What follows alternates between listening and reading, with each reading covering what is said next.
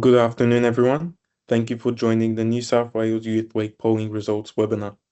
Before we get started, I do have some housekeeping notes for today's webinar. To ensure this session is accessible to all participants, speakers will be briefly audio describe their appearance. The event is also being recorded and closed captions are available in Teams. If there are any further accessibility requirements, please let our team know via the Q&A function. You are welcome to ask questions throughout the session by clicking on the Q&A button in the menu where you usually find the chat button. Today I am on Redfern, on Gadigal country. I acknowledge the traditional owners of the Gadigal country and pay my sincere respects to elders past and present. I'd also like to acknowledge the elders of the countries you are joining from and extend that respect to Aboriginal and Torres Strait Islander people attending this webinar. My name is Ahmed, and I am 18 years old. I have neatly cropped black hair, a moustache, and a beard. I have a light skin tone, and today I'm wearing a blue, white, and pink t-shirt. I am a member of the 2026 New South Wales Youth Advisory Council, also known as YAC. I am passionate about disability inclusion, youth well-being, and civic engagement. This year's YAC had the opportunity to suggest and vote on the New South Wales Youth Week 2026 theme. My fellow YAC member, Hafsa Faizan, proposed the theme Dream, Dare, Do. The theme encourages young people to be creative and courageous and to dream big and take steps to achieve these dreams. The YAC plays a small part in connecting young people's voices to policymakers so that young people in New South Wales are supported to dream, dare, and do. Every year, the advocate works with researchers to ask New South Wales children and young people aged 10 to 24 about the issues that matter most to them through New South Wales Youth Week poll. Our presenters today will give a keynote address and dive into the key findings of the report. The first speaker is someone the YAC works with closely, the New South Wales Advocate for Children and Young People, Catherine McKernan. Catherine began her 5-year term as the advocate in January of this year, and she leads the New South Wales Office of Youth. Previously, she was the Executive Director at National Legal Aid. Catherine has significant experience in policy areas such as housing and homelessness, health and mental health, disability and women, and children's safety. Our second speaker is Anna Dineskana. She is the Managing Director of the Insight Centre. With over a decade of research experience, she has led and conducted national and international research with young people and adult populations in sectors including health and well-being, higher education, government, and technology. I'll now hand over to Catherine to present the key address. Hi everyone, I'm Catherine McKernan and I have medium length brown hair, glasses, and I'm wearing a black shirt dress with red buttons. Happy Youth Week everyone. I want to begin by thanking the more than 2,300 children and young people aged 10 to 24 who took part in the 2026 Youth Week poll. What you shared is guiding the work we are doing across government.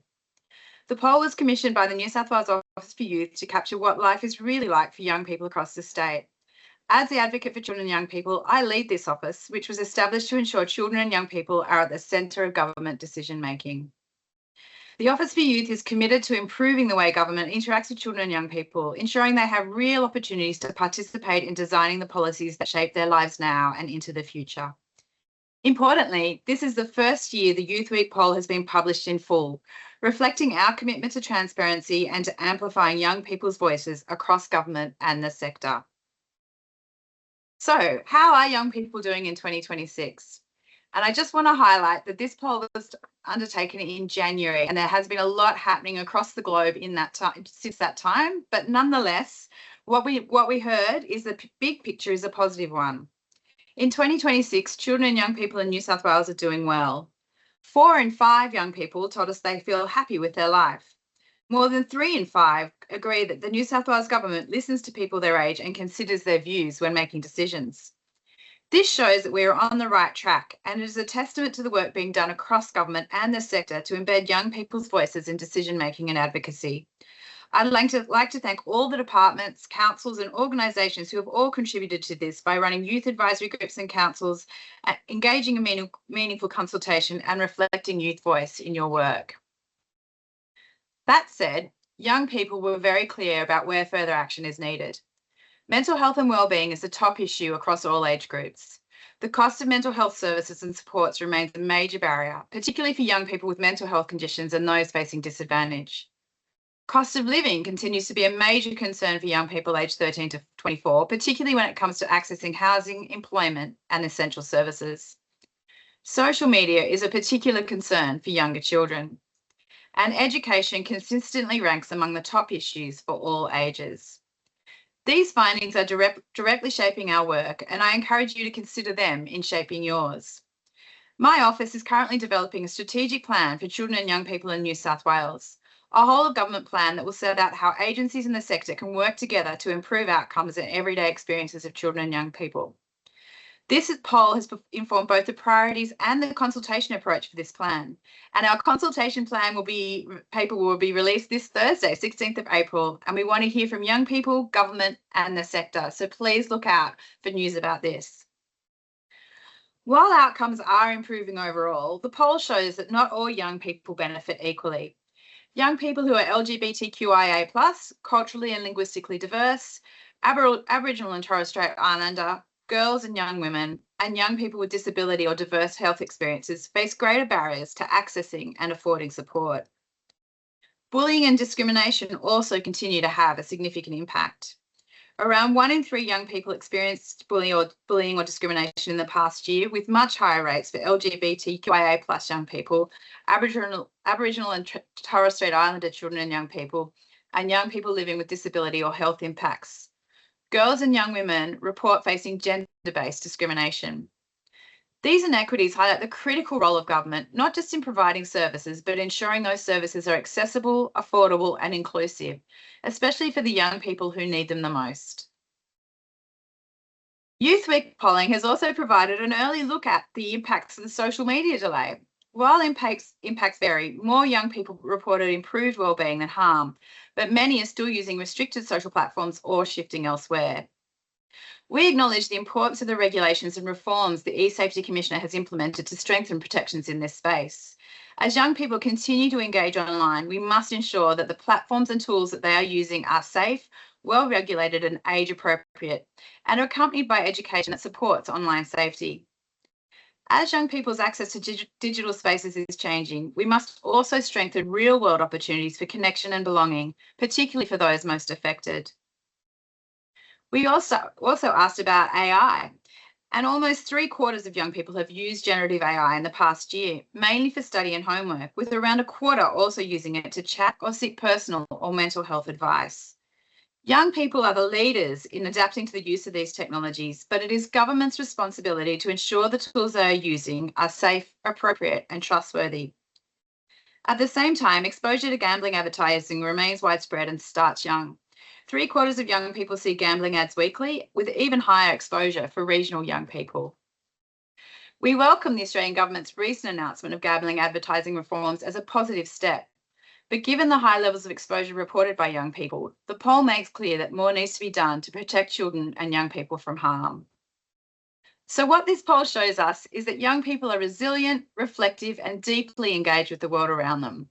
However, some groups of young people are struggling more, and we need to ensure that government is doing what we can to support all young people to have equal access to affordable and quality services. Youth Week is not just about celebration. It's about listening, learning, and acting on what young people are telling us so that every young person in New South Wales has the chance to thrive. To take us deeper into the findings, I'm really pleased to hand over to Anna from the Insight Centre, who will provide a detailed look at the poll results. Thank you. Thank you so much. Thank you for the keynote address, Catherine. I'll now hand over to Dr. Anna to address. Thank you so much, Ahmed. My apologies for interrupting then, Catherine. Thank you as well. So my name is Anna Dinishkina. I have long dark blonde hair that I'm wearing up in a claw clip today. I have light skin tone and I wear large round gold-toned spectacles. Today I'm wearing a black turtleneck. So let's commence by looking at life in New South Wales in a little bit more detail. So positively, this year, young people are optimistic about their life, and 83% of them say that they feel happy or very happy about their life over the past 12 months. However, we did find that young people with mental ill health, disability or diverse health experiences, those living in regional areas, those who are LGBTQIA+, and those also studying in TAFE or VET were more likely to feel unhappy about their life overall. Let's have a look in the data in a little bit more detail here. So here we can see that the levels of happiness have been above 80% over the past 5 years.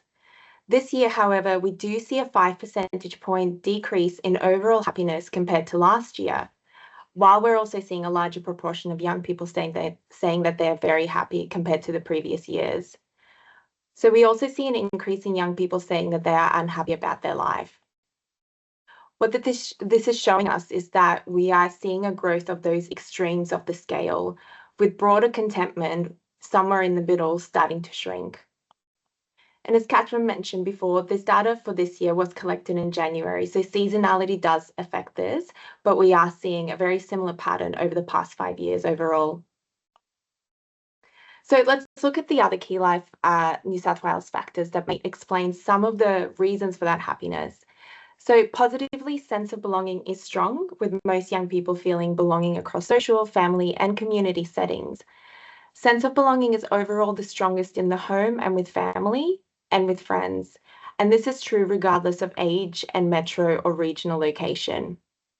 We did also find that educational spaces and workplaces have the lowest sense of belonging at only 30%. Most young people find key services, things like sports and clubs, youth spaces, public transport, and mental health supports, accessible, and many find them affordable. However, we are seeing that access and affordability are rated lower by young people who are Aboriginal and Torres Strait Islander, LGBTQIA+, culturally and linguistically diverse, or those who live with mental ill health, with a disability or diverse health experience. So let's have a look at that data in a little more detail. So here you can see some significant drops in agreement numbers with accessibility across all services for young people who are Aboriginal and Torres Strait Islander, LGBTQIA, culturally linguistically diverse, and those with mental ill health. And those are those drops in red. And likewise, we are seeing a similar pattern when it comes to affordability. So we're seeing those significant differences for these cohorts in terms of affordability, including for girls and young women. So what this is showing us is that on a broader level, accessibility and affordability, they are rated well by young people. But it's when we look at smaller cohorts of young people, that's where we can see that there are issues that exist. Concerningly, we also found that 1/3 of young people report experiencing bullying or discrimination in the past 12 months, and these experiences vary across demographics. So here we are again seeing that young people who are Aboriginal and Torres Strait Islander, LGBTQIA+, or living with a disability, they are reporting significantly higher rates of bullying and other types of discrimination. Not shown on this chart, but in the full report, is we also know that young women and girls and culturally and linguistically diverse young people are also experiencing other types of discrimination at higher rates. And another important note here is we are seeing higher rates of bullying in government schools compared to Catholic and private or independent schools as well. So now let's have a look at mental health in more detail. So in the past 12 months, 79% of young people report that their mental health as good or very good. When it comes to their mental health, 81% of them say that they're at least somewhat aware of where to go if they need help. However, only 46% of young people with a mental health condition and 55% with a disability or diverse health experience say that they can access mental health services when they need them. This is compared to the average of 76% across all young people. Other cohorts who are less likely to access services include LGBTQIA+ and culturally linguistically diverse young people. When it comes to support, most trust their closed networks. This primarily includes parents, friends, and other family members. However, young people living with mental health conditions are more likely to report that they don't have anyone they trust to talk to. 29% of young people also said that they used AI when seeking mental health support across the past 12 months. And we found that this is most prevalent for young people 18 to 24, and they're doing that at 37%. We also found that mental health services are not affordable for those that need them. Only 12% of young people with a mental health condition say that mental health services are affordable compared to the average of 65% across all young people. Of those who said that it would be hard to get help for their mental health from a professional, the top 5 reasons were cost and affordability, access and availability, lack of support or understanding, as well as concern about judgment from others, fear or anxiety, and broader lack of knowledge and awareness. And here we have some quotes from young participants who took part in this survey. So a girl from the Mid-North Coast is saying it was too expensive for my mum to afford. Another young person from Sydney Parramatta said that they don't have the confidence to tell anyone about their struggles. Therefore, it's difficult for them to go to a mental health professional. With this in mind, what is positive is that young people have very clear ideas about what they think is most important to helping children and young people like themselves with mental health. And here are their top 3 ranks by age. We do see that priorities vary by age, which is what we'd expect. So those who are 10 to 12 are most valuing fun spaces and activities. Those 13 to 17, they prioritize having a trusted role model, someone that they can talk to. And those who are 18 to 24, they most want the New South Wales government to address the issues in their lives that cause them stress and anxiety. Things like climate change, housing affordability, cost of living, and job certainty. So now let's look at youth spaces. So what we found is that safety, affordability, and a youth focused are important factors for young people and where they spend their time. Outside of home, education, or work, they most prefer spending their time with their friends at fast food places or restaurants and cafes, shopping centres, parks, and also other local spots. And these top 3 preferences, they vary by age again. So those who are 10 to 12 most prefer parks and local spots. Those who are 13 to 17 prefer shopping centres and malls, suggesting that mall culture is indeed coming back. And those who are 18 to 24 favour fast food restaurants and cafes. And when we asked what activities or places should be available to them and their community, unprompted, young people said that they want more community centres and spaces, sporting facilities, parks and outdoor activities, and youth-led or focused programs to be accessible to them and within their communities. And here we again have some quotes from the young people who took part in this survey. I think one of my most favourite quotes from the survey is from an 11-year-old boy in Riverina who said, "I want a park with swings and slides." And I think that really shows us that we can't take those simple things for granted and how important they are to little kids. So now the second key insight on youth spaces focuses on access and accessibility. So overall, cost is the biggest barrier to accessing places and activities, and this affects 36% of young people across all ages and locations. The impact of this is higher for girls and young women, LGBTQIA+ young people, as well as culturally and linguistically diverse young people. Location is the next most common barrier. 26% say that activities are not available near where they live. And finally, transport rounds up the top 3. 25% of young people report that they have no way to get there. This year, we also surveyed young people on their exposure to gambling advertising. As Catherine said, concerningly, exposure to gambling ads is prevalent among young people. 74% of them say that they see at least one gambling ad weekly or more frequently. This includes 79% of boys and young men and 69% of girls and young women. Exposure is highest during televised sports, online videos of streaming, and social media websites, where about half of young people report seeing gambling advertising at least once a week. Across age groups, the greatest impact is felt by 18 to 24-year-olds who have the highest rates of exposure. 81% of them say that they see at least one gambling ad weekly or more frequently. These are concerning figures, but they also reflect the broader gambling numbers nationally. The Australian Institute of Family Studies in 2023 reported that nationally the prevalence of gambling engagement was at 73%. And just a couple of years ago, over a third of parents said that they were concerned about gambling for one or more of their teenage children. As Catherine noted earlier, the under 16 social media delay has had mixed outcomes. So we know that almost half of 10 to 15-year-olds say it has not affected their well-being, 36% say that it has a positive impact, and 13% say that they feel worse. Let's briefly look at the social media use post-delay. So since the December 2025 delay for young people under 16, 52% of those who have ever had a social media account so that they have stopped using restricted platforms. This leaves a net total of 48% of young people, 28% of whom said that they have switched to unrestricted apps. 23% of them say that they are still using the restricted apps, and 5% say they preferred not to answer the question. So let's look at this remaining 48% a little bit closer, as it tells a more complex story. So for this question, we intentionally avoided asking a simple binary choice to eliminate social desirability bias. In a government-led survey about a legal delay, 10 to 15-year-olds may feel pressured to give the right answer or claim that they've stopped when they potentially haven't.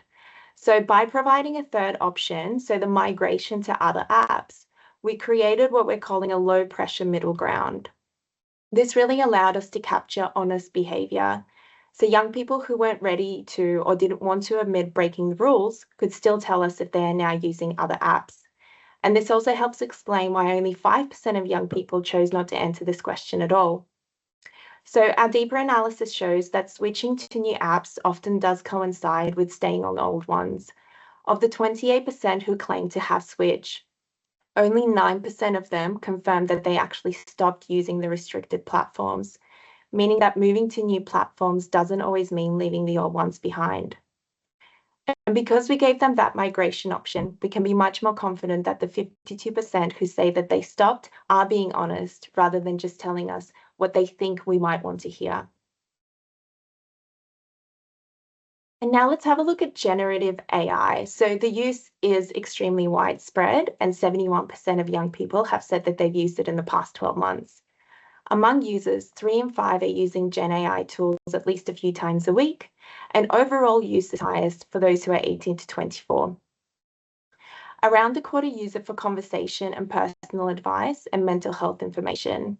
This, of course, can be a risk, and we've heard evidence and law cases internationally highlighting why this can be problematic when there is use cases for mental health information and support using non-enterprise generative AI solutions.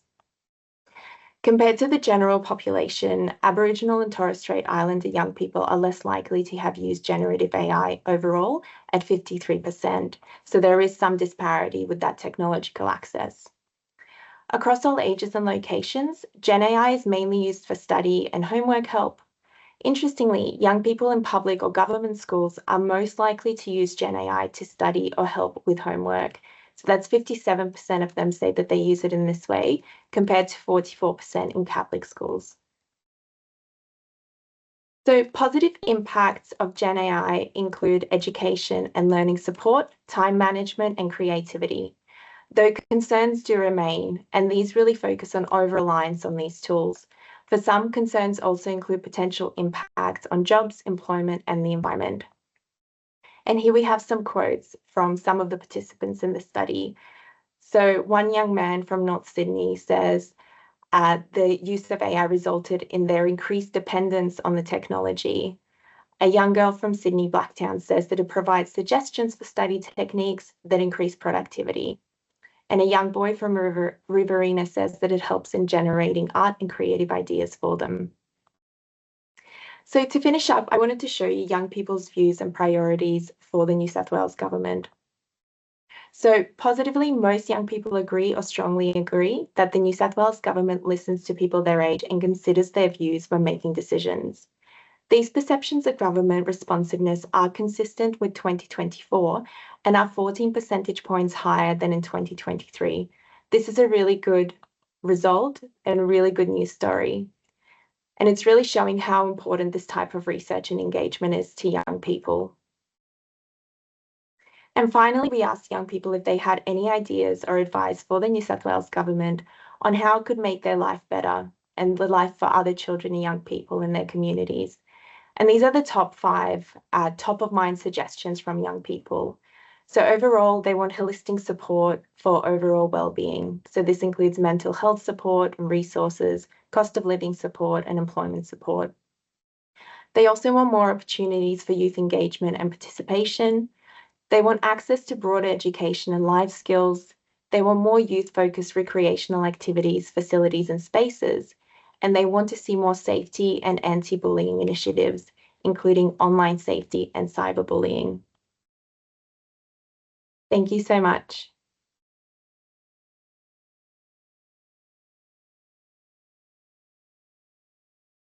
Thank you, Dr. Anna.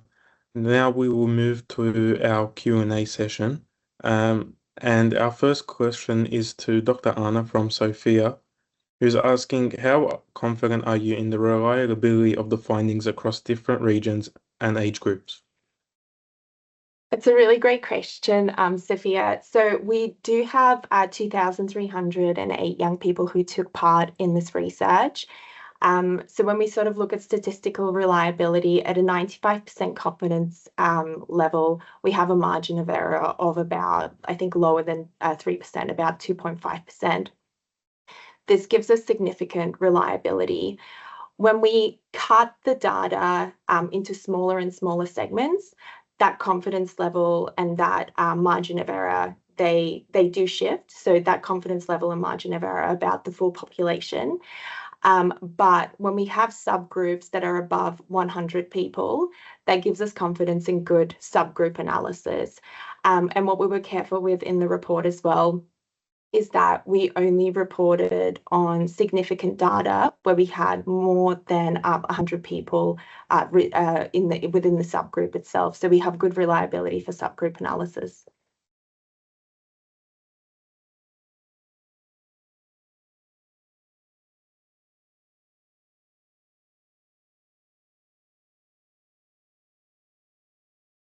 Thank you, Dr. Anna. Just before we move on to the next question, feel free to pop in your questions in the Q&A function. We'd love to hear your questions. So we'll move on to a question to Catherine. And this is from Louis, who's asking, how should we be working as government/sector to reach those who do not know how or where to access support? Thanks for that question. I think what the survey actually indicates, and Anna can step in if I'm incorrect here, is that in the main, children and young people do know how to ask for help and they're confident in doing that, and also generally where to ask for help.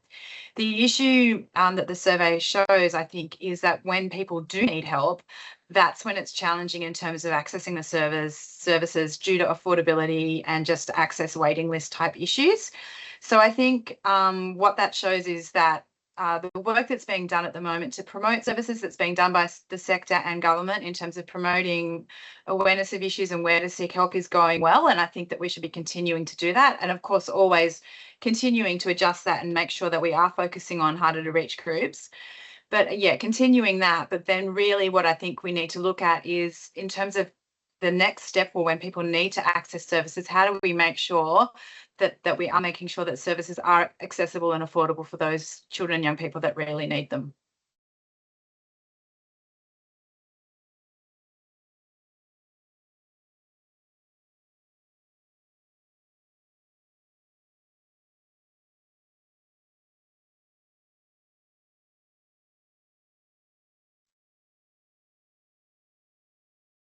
Thank you, Catherine, for that. We have another question from Anwin, directed to you. What are the biggest factors that make young people feel heard and valued by decision makers?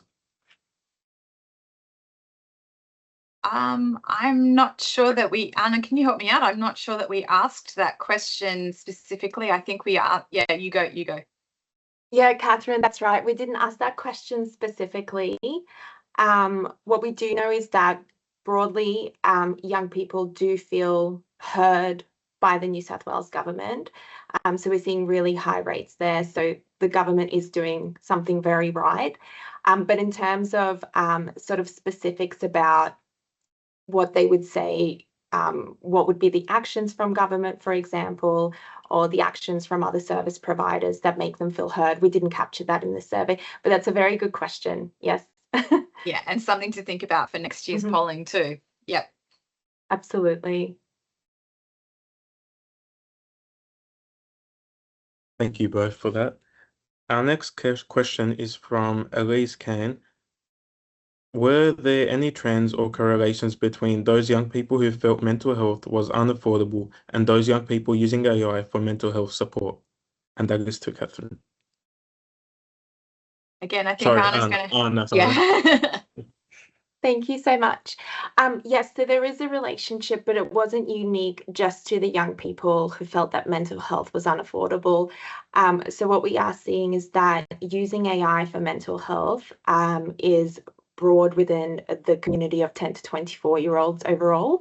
I think this is one of those questions we'll probably repeat next year to see if that is shifting, because we know from other research that we've done that the use of AI for personal advice, support, mental health information and support is increasing for young people year on year. So we'll definitely keep an eye on that.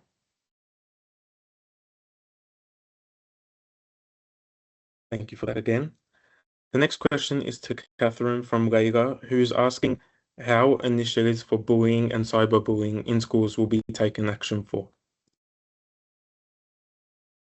I think what the polling has shown is that unfortunately bullying and discrimination is something that is experienced by a lot of children and young people.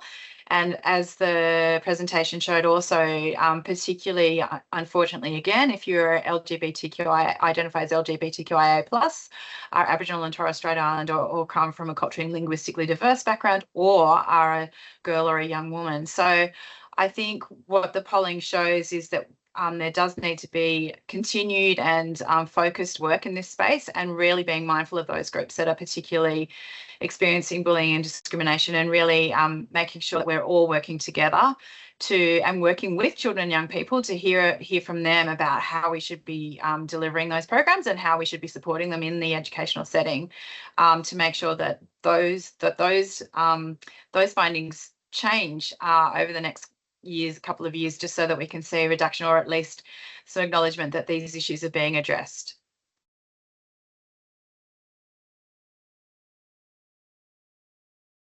Thank you for that. Our next question is to Dr. Anna from Miriam, who's asking, does the survey include children in and out of home care?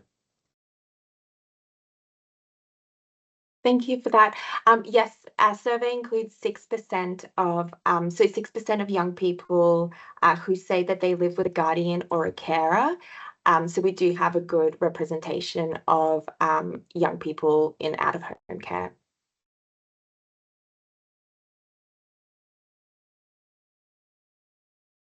I'm going to ask a follow-up to that, Anna. And was there anything that you were able to identify from that particular group, or was it too small a sample?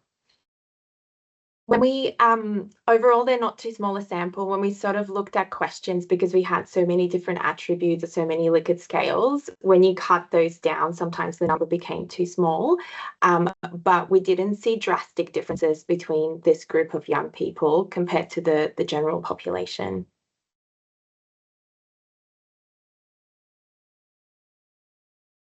Thank you for that. We have another question from Anwen to Catherine, who's asking, what is the ideal youth space for children and young people?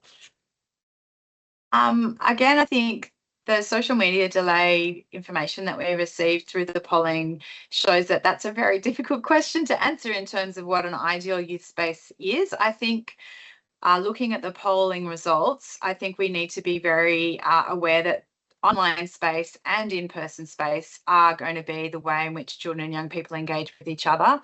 And so I think what we need to do is look at how we can make both of those spaces, or those in-person and online spaces, as safe as possible, so that children and young people can communicate with each other, can socialise, etc., in a way that's safe, and not exposing them to things that they shouldn't be exposed to. So I think in terms of ideal, I think we need to be acknowledging actually that the online space is here to stay. And so how do we make both in-person and online safe?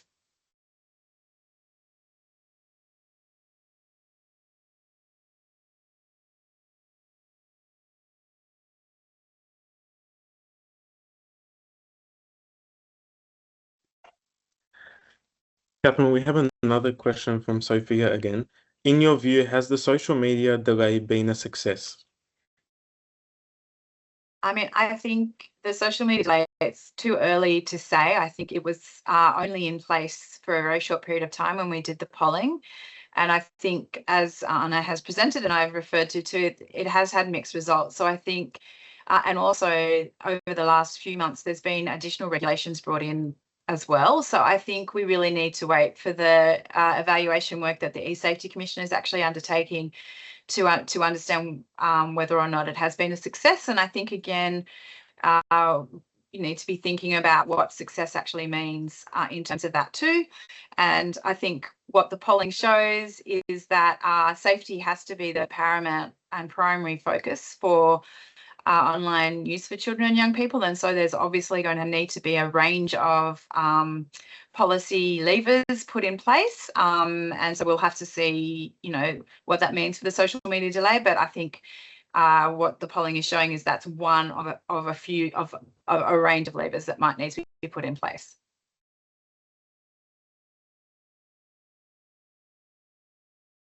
Thank you for that, Catherine. Our next question is from Louis and to Dr. Anna, who is asking which cohorts were underrepresented or harder to reach in the data, and how was this addressed? Thank you. That's a great question. So the way that we designed the sampling for participants is that we put hard quotas on things like age, distribution, gender identity, region, SA4 location, and Aboriginal and Torres Strait Islander backgrounds, as well as culturally and linguistically diverse young people. For smaller populations, for example, young people who are LGBTQIA+, those living with mental ill health or diverse health and wellbeing experiences, different subgroups in terms of where they live. Do they live at home with their parents? Do they live with siblings? Do they live in out-of-home care? What we did for those populations is we set a minimum of 100 participants, so we'd be able to do subgroup analysis across all of those subpopulations and compare them to the general population. So we obviously, in best case scenario, would be that we'd have really high, large numbers of those subgroups. But the reality is when we set quotas, they are based on ABS demographic distributions. And if the ABS doesn't have data for us, for example, on the LGBTQIA+ community, we still don't have true representation in terms of what's the percentage of us with nationally or within New South Wales. We're not able to sort of set a hard minimum. So we're setting hard minimums for a population sample of, let's say, 100 people, and then doing those subgroup analyses there.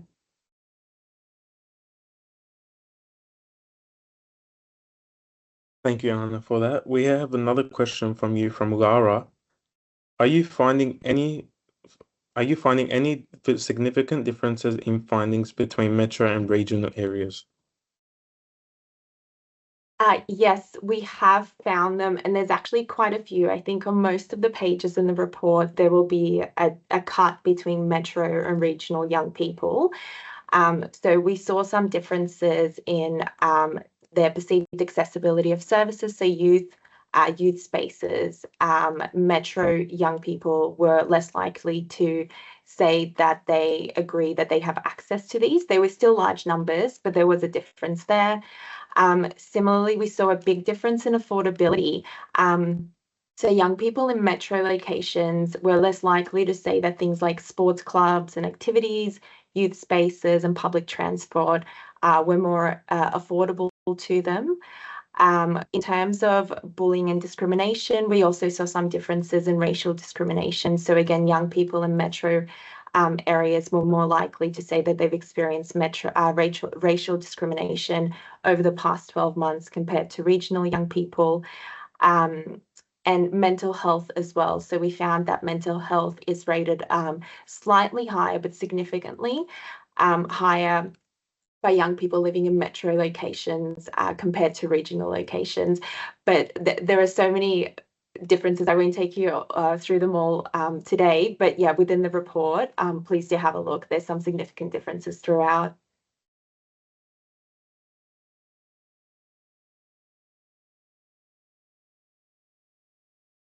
Thank you for that. And our final question from Anwen to Catherine. How do you intend to respond to the key themes of the polling research, and how you prioritize these work?